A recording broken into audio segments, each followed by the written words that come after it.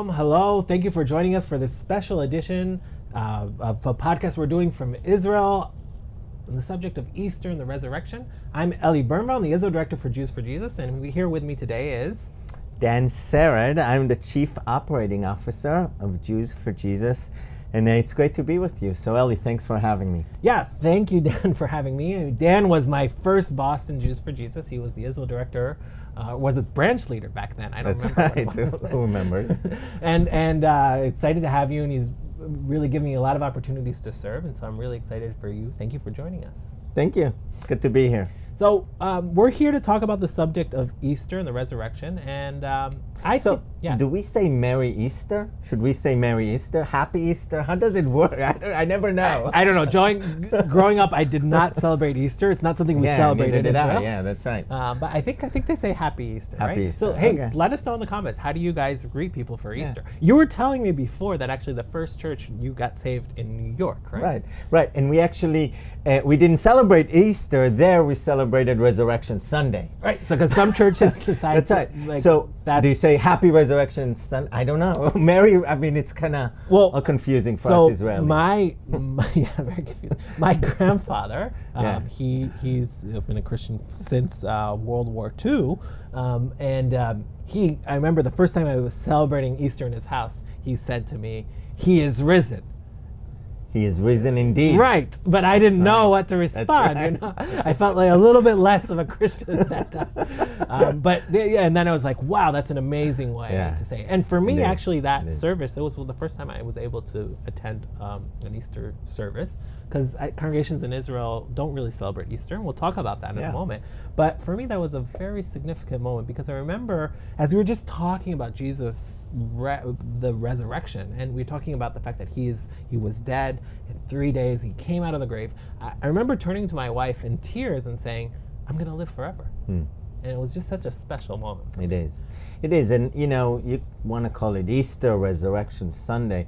The point is that it's the most significant event that ever happened in all redemptive history. I mean, in all of history itself. All of history itself, yeah, absolutely. And without the resurrection, where would our faith be?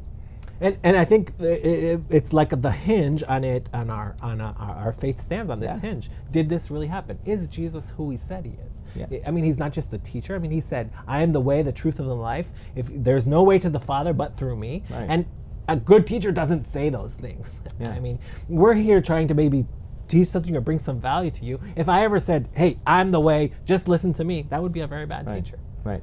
And I think that many times, as we've been discussing, the church has kind of like lost the roots of this resurrection holiday. It didn't just come out of context. Right. We were saying congregations in Israel, Jewish congregations in Israel, they would tend not to celebrate Easter because they see it as something so disconnected from the Bible, from Jewish faith. They would even say it's an unbiblical thing because they just don't see that connection.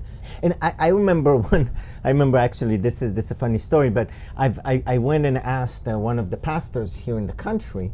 And then, first of all, you need to know that most congregations in Israel, they meet on Saturday. They don't meet on Sunday. Why? Because if we would meet on Sunday, Sunday is the first day of the week. Well, actually, we're recording this on Sunday because it's the first day of the week. And we come to work, right? And hey, that's when you go to work. So I went to him and I said, Pastor, why can we celebrate Resurrection Sunday? Can we celebrate resurrection? Can we celebrate Easter in our congregation? I used to go to his congregation, and he said to me, "No, we don't really celebrate it." And I said, "Why not? Let's celebrate it." And he said to me, "Well, you know what? For us, here in Israel, and we do Passover, and we're not going to do Easter. But for us, really, every service, every time we meet together, is resurrection service." And I said to him, "Well, yeah, but Jesus rose from the dead on a Sunday, and we meet on a Saturday." Right. Now, of course, I understand what he was saying now, but there is that disconnect. Well, I think what we're saying and why it's so important to celebrate Easter, because it's a way of saying to our surroundings, the people around us,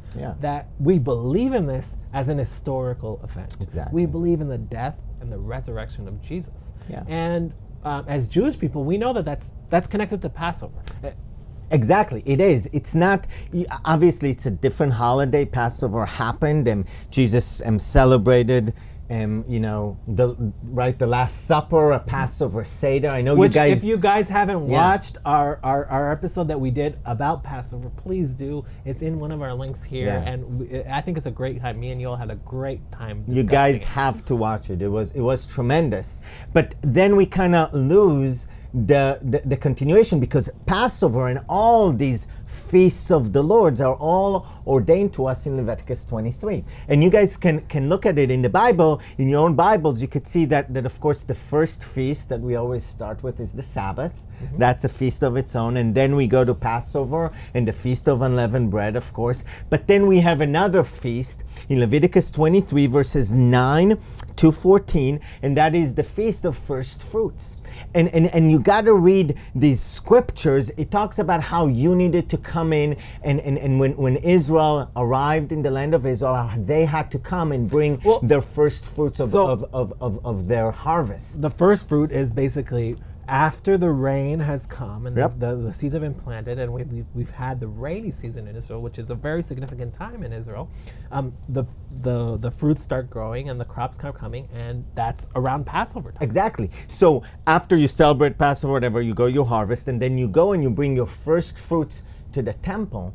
And what's amazing... Well, they're already at the temple, right? Because of Passover. Absolutely. They're already there, but you would have now with you all your grains or whatever it is, your first fruits from your harvest, and you would bring it as an offering to the Lord. And what's really amazing is that then we find Apostle Paul connecting the resurrection of Jesus to this first fruits holiday. And he said in 1 Corinthians chapter 15, verse 20, but Christ, but Messiah, has indeed been raised from the dead, the first fruits of those who have fallen asleep.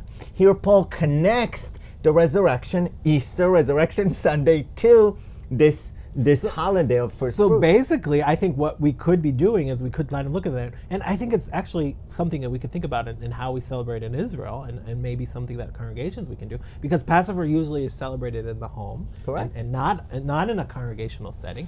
And perhaps this holiday of first fruit, we could have a resurrection of that holiday to celebrate the resurrection and talk about this is the first fruit of creation that we're celebrating. Absolutely, I think that would be that would actually be very, very, very good. I think it's biblical. I think it has a biblical basis to it, and it really connects us to the resurrection, the most important event in history. And what I love about Easter is, and I think in similar to Jewish tradition, is you go to your church service and then you end with a big meal.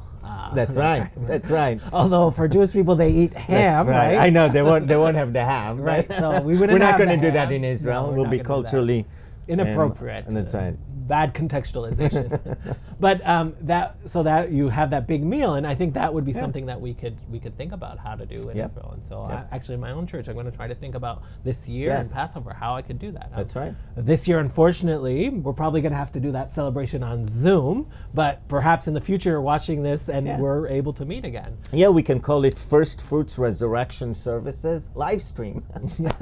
Live streaming the living life of Jesus.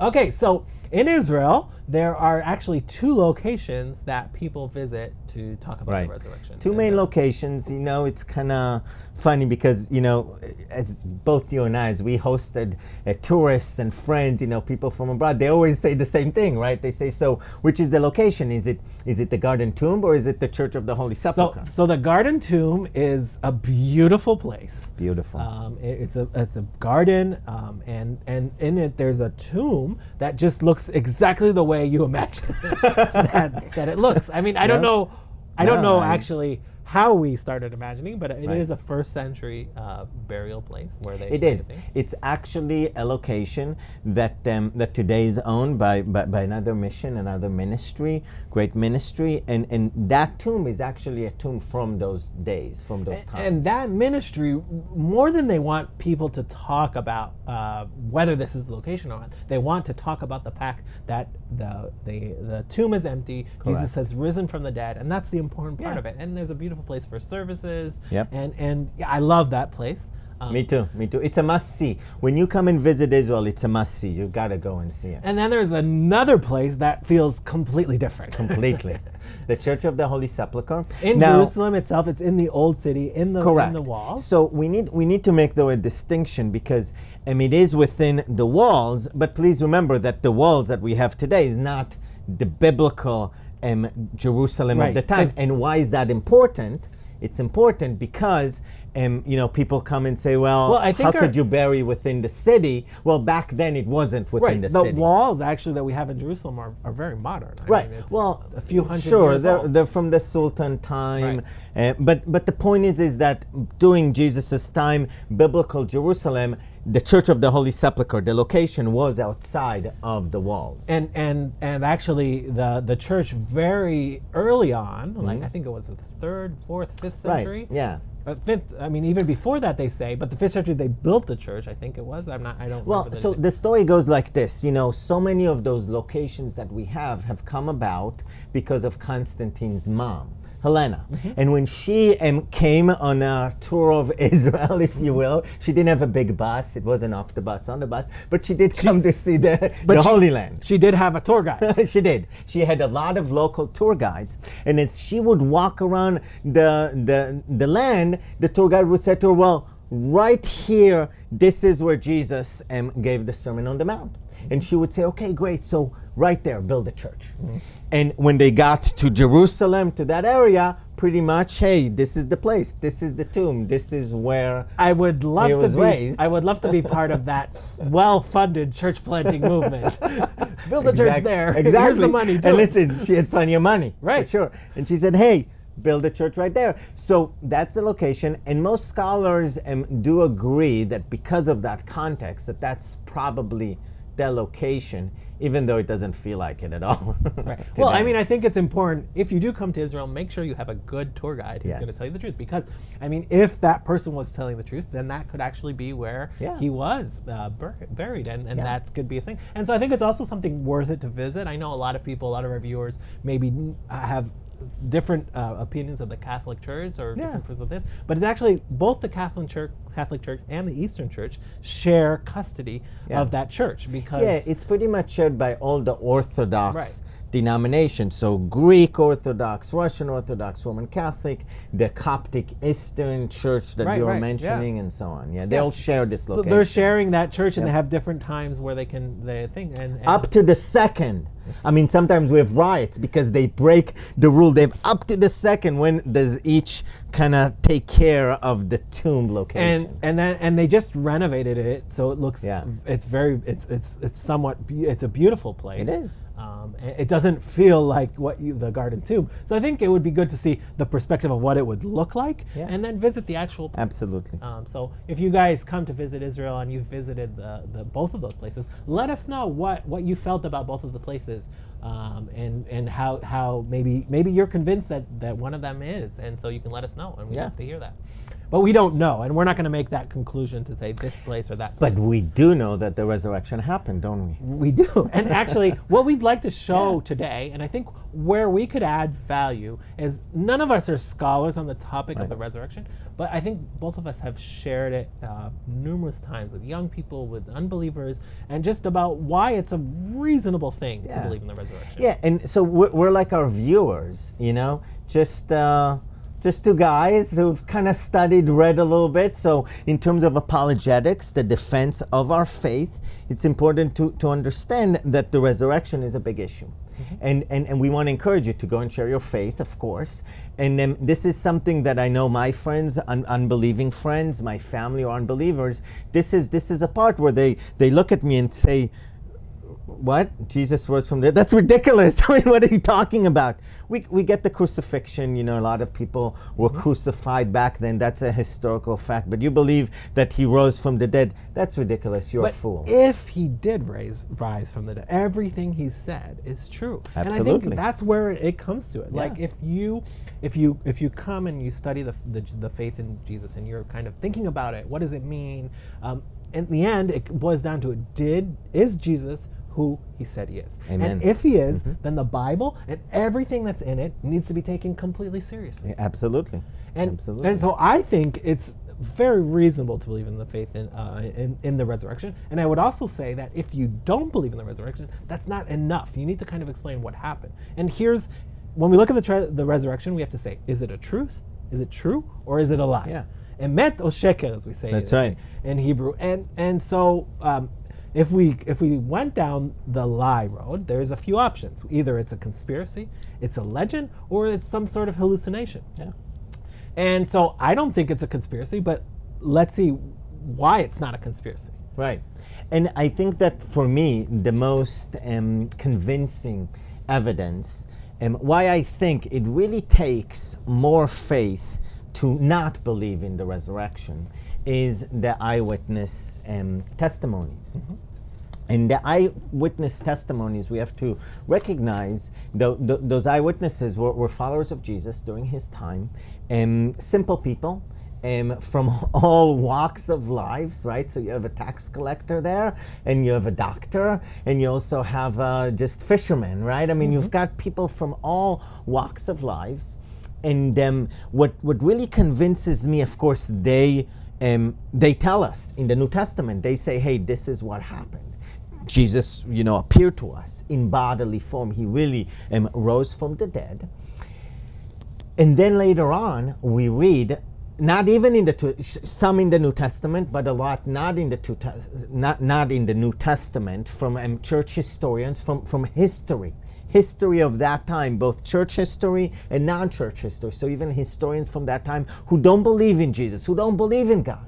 And they tell us that those same people, those same disciples, Peter, James, John, Andrew, right? All these guys that they pretty much wouldn't deny the resurrection, even to the point of death. They gave up their life and not to deny the resurrection. And conspirators, of Jesus. People who are lying, are trying to make their life better. They're trying to gain something from it, and they gained nothing. No, they were tortured to death, and they wouldn't. Now they could have said, no, we don't believe it. Forget. Yeah, you're right. Jesus didn't rise from the dead. But they wouldn't do it. But not only that, if you think about it, there's no deserters. There's no someone who said, hey guys, we made this up. Like there's no book that's writing the big conspiracy of Jesus.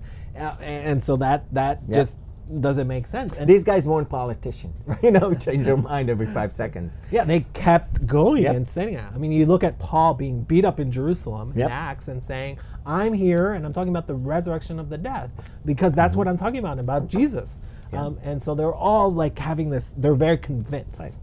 Right, and Peter was crucified upside down, and he wouldn't deny Jesus. And so if you look at John in John 20, I think it's one of the fascinating stories to tell you how personal the story is, because you have John, who was the youngest of the four, the brothers, the Zebedee brothers, and Peter and Andrew, those all four of them. He was the youngest probably. Yeah. And you see him running with the oldest, Peter, and running to the grave, and he beats him, and he's probably like a teenager, and he beats Peter, and he remembers that as he runs to the grave, and then he also remembers that he walked in and he saw that the cloth that Jesus, the burial cloth, was folded, and that just shows how much of a personal story it was, because you walk into the grave, the immediately thing that goes through his head is, someone stole the body. That's probably, kind of you look in the scripture, and that's probably the right. But instead he looks in there and he's like, someone folded the burial cloth? Why?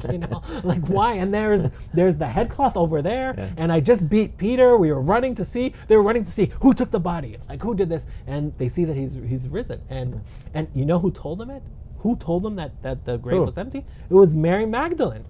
And that just speaks volumes. If you're making a conspiracy up, you don't use a character that legally is not an acceptable character. And the reason was, unfortunately, in the first century, women's testimony were not accepted in court. And so I could just imagine the first followers of Jesus having people around them saying, do you have to tell them that it was the woman who reached the grave first? I mean, come on. Like, we're trying to convince people that this is true, and you keep telling us that women have been there. But it's just an amazing story of how Jesus turned things upside down. Yeah. Right? So why is the women, why is that so significant?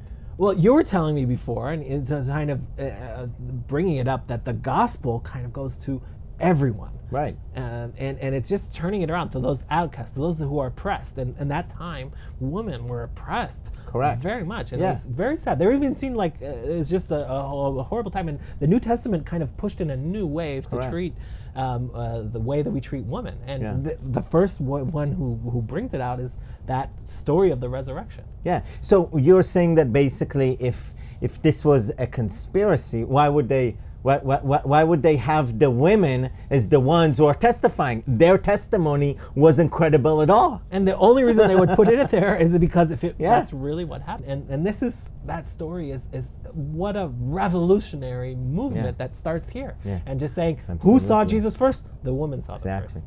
And it's very relevant to us today with Corona, isn't it? Mm-hmm. Because in society today, who are the outcasts? Well, in Jesus' time, we had the women, like the Samaritan woman. You can read about her in John chapter 4. She was actually a prostitute, and Jesus went to her. She wasn't even Jewish, and Jesus went and talked to her. But we also had a bunch of lepers, and Jesus healed them, and Jesus went to them. But you need to know that those lepers weren't allowed to be in society roaming around. They had their own quarantine, you know what I mean? They were isolated, they were in caves, and nobody would go to them. They would drop the food down from below. And we wouldn't have touch with them. And Jesus went to them, and Jesus served them. And what an example it is for us, right? Yeah, that we need to be going to serve those people that are. And the reason why we do that, and we will do it, is because of the resurrection, because of the hope, this hope that we have in Jesus. That hope that says, hey, you know what? Things are, like we say in Hebrew, ala panim. Things are bad. Ala panim literally means things are on the face. Things are not going well. Today in the world, things aren't going well. But because of the hope of the resurrection, because we know that Jesus is the first fruit of the one who was raised from the dead, because of that, we know that one day we're going to be with him. We're going to also be raised from the dead. And because of that hope, because of that, we can't help ourselves but bring that to those who are sick with corona. It's living out that hope. I mean, when Jesus rose from the dead, those around him, when they saw him, I mean, especially on the way to Emmaus, they couldn't recognize him. Right. And they couldn't recognize him. And then they said, oh, it is you. But because he had changed so much. And today, as we minister to people, we're ministering that hope in that change, that we would change so much. Right.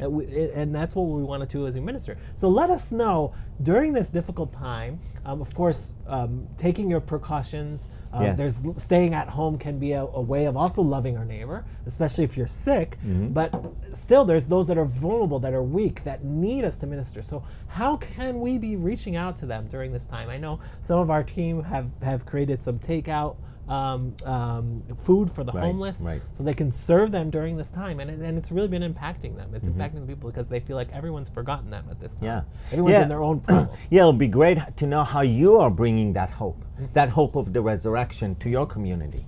So the other thing that we talk about the resurrection when we talk about it is whether it's a legend. Right. And legends are created to enforce culture, to enforce what we already believe. And there are so many things about the resurrection that have nothing to do with Jewish culture. Absolutely. I mean, I remember when, growing up in Israel here in a secular home, the only thing I knew about Jesus was that Jesus is that character on a cross. You know what I mean?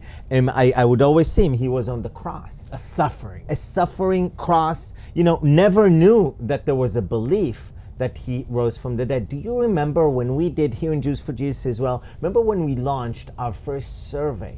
Remember one of the questions we asked the average Israelis was that, do you know of this belief that we have Messianics, that we have evangelical Christians, that we believe that Yeshua, that Jesus rose from the dead? And almost nobody knew that. They heard about the virgin birth. Everybody heard about the fact that he walked, that we believe that he walked on water. Right? Remember, that's the everyone knows. But the resurrection, nobody knows about it. That's how distant it is. Yeah, and so that fact, and the fact that actually Jews, I mean, there's an argument in the New Testament about the resurrection that Paul brings up between different segments of the Judaism, but they didn't believe in resurrection of the individual, that that there'll be a general resurrection in the future.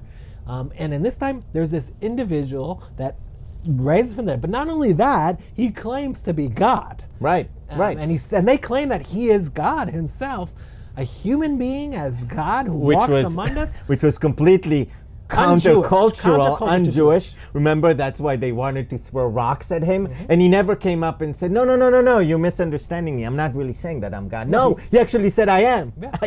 I am that I am. You know, he actually compared himself to Yahweh God. Furious about Absolutely. Because in Judaism, we didn't believe that God could be human. That's just not a concept that we thing, and it kind of shocks them, even though it's in the Old Testament and we can see it in there, but there wasn't that understanding of the Old Testament that way. And the other thing, obviously, is that same thing about women in Judaism. Even today, women are not don't represent us before God, and they're the ones who are basically telling the disciples the good news in this time, and so that's not something that's counter to Jewish. And the third thing is legends take way too much time. For this to happen. I mean, when was it in Corinthians? How long of it after the resurrection did they write that he appeared to 400 people? Paul writes. Was it about? It was within those 50 days of Pentecost. Right. So it was all within that time all saying that he's revealed to everybody. And that 400 people were with him. They saw him. They knew him, and they're alive today. Go and check it out. And that's not the stuff that legends take time over time. And the other thing about legends is, you look at the heroes in legends and people they're trying to say, hey, these guys are great. Other than Jesus, they're in the Gospels, all the other characters are losers. They don't understand what's happening. He keeps telling them for 3 times, I'm going to go to Jerusalem, I'm going to die, I'm going to rise from the dead. They're not getting it. What are you talking about? No. But that also really brings you the humanity of the story of the Bible, you know what I mean? Because that's me as well, you know what I mean? I denied Jesus. You know what I mean? While I was a sinner, Jesus came and died for me. It gives you that human aspect. If it was a legend, you know, they would make everybody to be superheroes. You know what I mean? And sometimes, actually, Bible teachers can do that. They can make superheroes about people in the Bible when the story is not about you, and it's not about those heroes, it's about Jesus. And he's the one who shines through that story. And that's really what they're trying to say there. So that's why it's unreasonable that it's a legend. The other unreasonable thing that people say that it was a hallucination, but we just talked about that. They're surprised. They're running to they're like, what's happening here? Let's get there. Like, we don't know what's happening. They run to the grave. They're like, oh, these are all these things. So they weren't expecting it. And they also, there's 40, 50 days between then, and it's just way too long, way too many people. And plus, it would be very easy. There were so many people who wanted to refute it, who wanted to stop the spread of Christianity. All they needed to do was to show the body. Exactly. And we don't have one account where they would find a body. I mean, those soldiers who basically lost their lives because they lost them. All they needed to do was go find it. Where is it? Where can we find it? And there was the Roman officials, the priests, everyone wanted to stop Christianity. They couldn't because there was no body. Exactly. There was no place where they could say that. And all there was the folded cloth. And they could say, here's the folded cloth. That's it. That's all we have.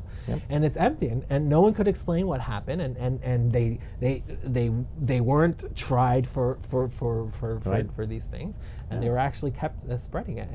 And it really doesn't explain why they were willing to go so far with it, to the end of the world, to say, we have good news. God became man. He dwelt among us. He lived the life we were supposed to live. He died the death that he deserves. And now he wants to give you the life that he deserves. Would you come and join it? And they went to the ends. I mean, 40 years later, like so far out, like in Ethiopia, I mean, even some say to India they reached. Why were they going so far? Because they had seen something had happened to them.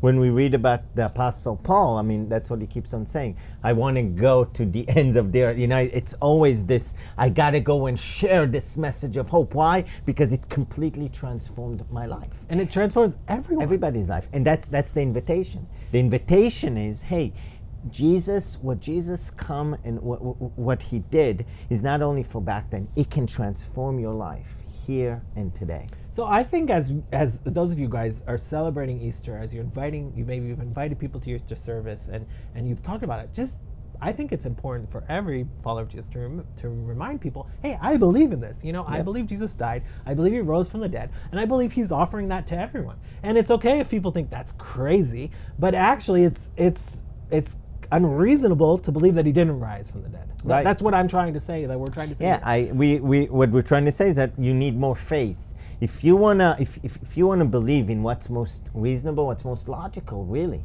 the resurrection makes perfect sense. And in today's world, there's this underlying hope that what I do will count. Yes. What I do will last forever. Yeah. Especially among the millennial generation, right. Yeah. And people saying, I want to do something significant with my life. Yes. And amongst maybe some older people, they want to live forever. They want to extend anti-aging movements, all these things. My grandfather didn't dye his hair, but people my dad's age are all dyeing their hair. Because they want to live forever. There's this desire, deep, deep desire in our hearts that we would live forever.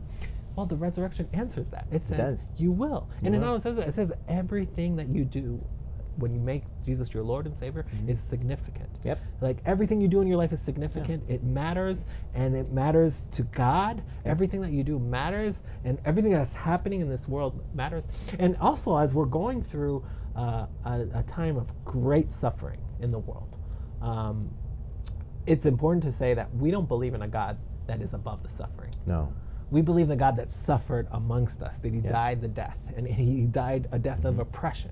Yep. He was put aside, he was moved aside, and that's the God we live in. So we don't know why we're going through this or what's happening in the world, why people are going through this suffering, but we do know that God cares. Yeah, and he cares so much that, again, while we were enemies of him, he came and died and suffered for us. He loves and cares for us so much that he came down here and lived with us. And when he lived here, he took on himself the form of a human being, 100%. He felt everything that you and I feel. He knows exactly the pain that a corona-infected person is going through right now. He understands.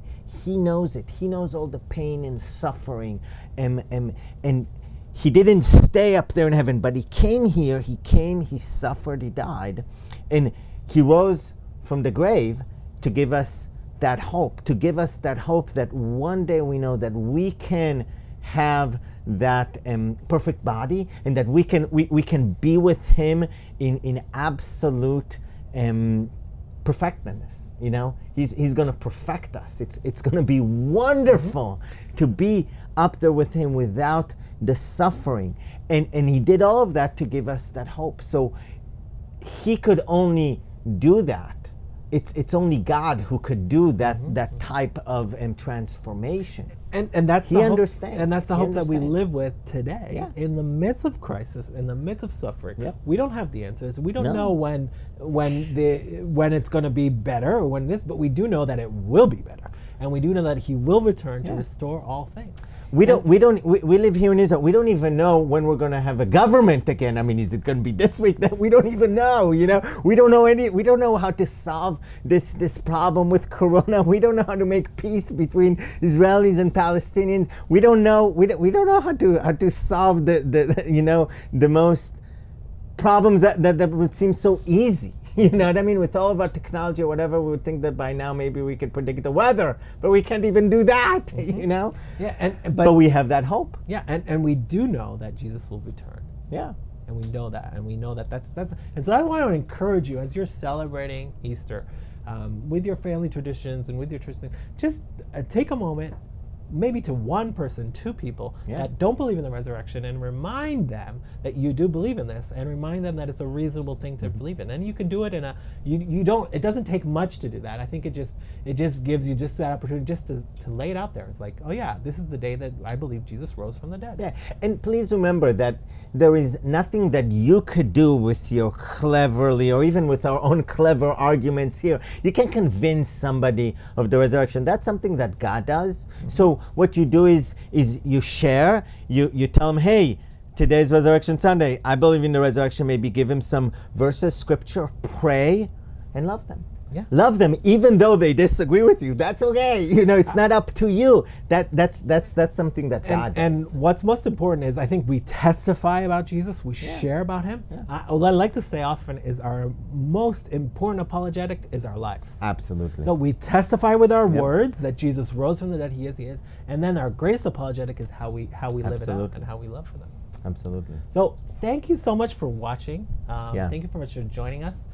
We have enjoyed doing this, and we'll enjoy doing other things that we could do for you. So let us know if there's other topics that you'd like us to cover. Hopefully in the future we can actually visit. I mean, my dream was to actually film this in the Garden Tomb. That's where I wanted to be today. That would have been cool. Unfortunately, it's closed, and offices are still open here in Israel. But as you view this, they could be closed. Yeah. But thank you for watching us, and thank you for joining us. We appreciate it, and thank you for supporting us. And if you guys want to know a little bit about what we're doing, you can click. There's some links in the bottom that you can click and join us, and to know what we're doing in Jews for Jesus Israel. So Dan, thank you very much for joining me today. Thank you so much. Have a great whatever it's morning, evening, day. Happy Resurrection Sunday. Happy Easter.